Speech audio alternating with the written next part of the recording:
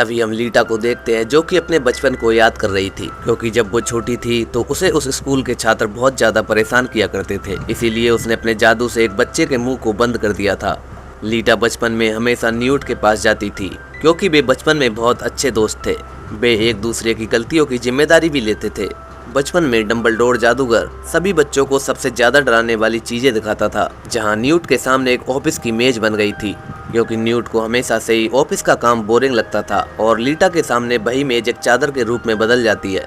तभी न्यूट लीटा को एक पेड़ के पास ले जाता है जहाँ पर छोटे छोटे बॉब ट्रिकल्स रहते थे, जो कि न्यूट पर पूरी तरह से भरोसा भी करते थे।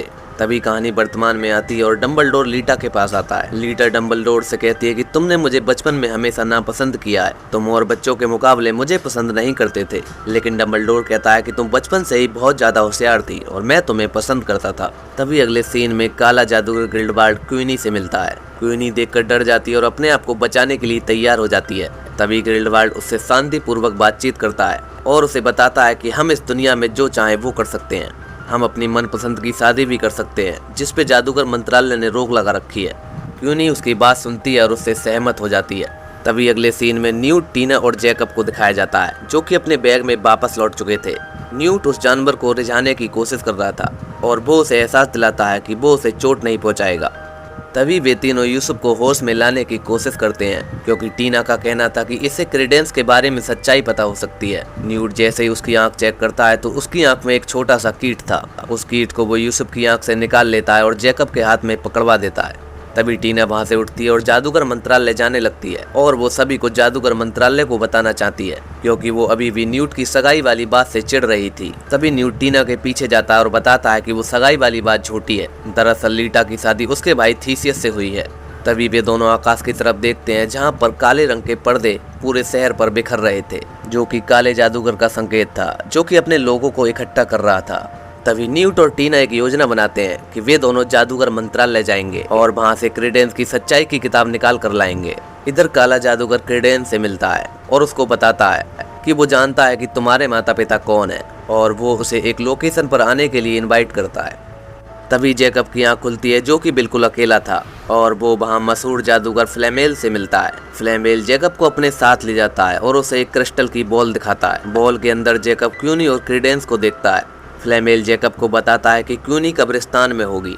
ये सुनते ही जैकब क्यूनी को ढूंढने के लिए निकल जाता है। जैसे ही यूसुफ चला जाता है तभी फ्लेमेल अलमारी में जाता है और वहां से एक किताब निकाल कर लाता है। किताब के अंदर फ्लेमेल एक महिला से बात करता है। महिला फ्लेमेल को बताती है कि जादूगर ग्रिंडेलवाल्ड अपने लोगों को इकट्ठा कर रहा है और इससे पूरा शहर तबाह हो सकता है। वो फ्लेमेल से ये सब रोकने के लिए कहती है। तभी हम न्यूट को देखते हैं, जो अजीब तरह की दवाई पीता है और अपना चेहरा थीसियस की तरह बना लेता है, और वो ऐसा इसलिए करता है क्योंकि उसे जादूगर मंत्रालय में प्रवेश मिल सके। लेकिन थीसियस अपने भाई को पहचान लेता है और उसका पीछा करने लगता है। वे दोनों थीसियस से छुप जाते हैं और उस कमरे को ढूंढते हैं जहाँ पर सभी के रिकॉर्ड रखे थे। वो वहाँ के कर्मचारी से परमिशन लेते हैं और रिकॉर्ड रूम में घुस जाते हैं, जहाँ रिकॉर्ड ढूंढते हुए न्यूट क्यूनी से अपने दिल की बात कह देता है। वो उससे कहता है कि आज भी तुम्हें उतना ही प्यार करता है जितना कि पहले करता था। टीना भी न्यूट की बातों पर मोहित हो जाती है और वे रिकॉर्ड को ढूंढने लगते हैं। लेकिन तभी वहाँ पर लीटा आ जाती है और वो उन दोनों को देख लेती है। लेकिन लीटा उन पे नाराज नहीं होती है, बल्कि उन्हें बचाने की कोशिश करती है। ऐसा करते हुए उन्हें सिक्योरिटी गार्ड देख लेती है, जो कि उसे ऐसा करना बिल्कुल पसंद नहीं था। वो उन्हें पकड़ने के लिए अपने अजीब तरह के कुत्ते बुलाती है, जो कि देखने में बहुत ही ज्यादा खतरनाक लग रहे थे। वे तीनों उन कुत्तों से बचकर आगे आगे भागने लगते हैं। तभी न्यूट अपना बैग खोल देता है और उसमें सबसे बड़े जानवर जोबू को बाहर निकाल देता है। जोबू उन तीनों को बचाने के लिए उन कुत्तों से लड़ाई करने लगता है। तभी वे तीनों जोबू के ऊपर बैठ जाते हैं और वो उन्हें बचाकर जादूगर मंत्रालय से बाहर ले आता है। ये देखकर तीनों बहुत ज्यादा खुश होते हैं। तभी न्यूट जोबू के पास जाता है और उसको उसकी भाषा में धन्यवाद देता है, और टीना उसे दोबारा से बैग में आने के लिए इनवाइट कर देती है।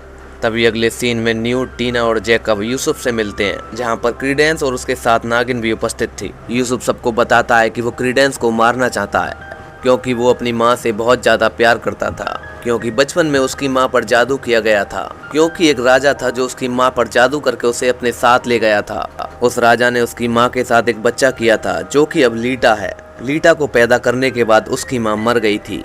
तब उस राजा ने दूसरी शादी की थी और उससे एक बच्चा पैदा किया था, और वो राजा जिसे प्यार का नाम तक नहीं पता था, वो उस बच्चे से बहुत ज्यादा प्यार करता था। और वर्तमान में वो बच्चा क्रीडेंस है, इसीलिए वो उसे मारना चाहता है।